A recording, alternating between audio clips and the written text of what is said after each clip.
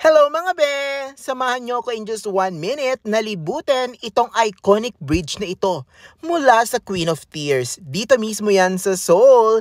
Ito nga ang Hwangtongyo Bridge.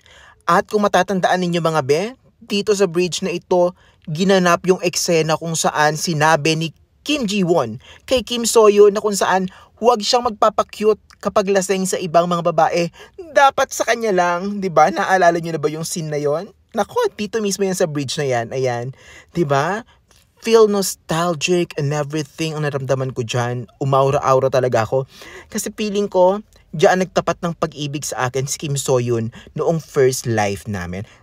Ang sabi naman daw, ayan, very touristy rin itong place na to at ang ganda niya. Nasa gitna siya talaga ng city mga be. Oo, kaya ang daming mga opa, mga turista naglalakad dyan sa mismong bridge at doon sa ibaba.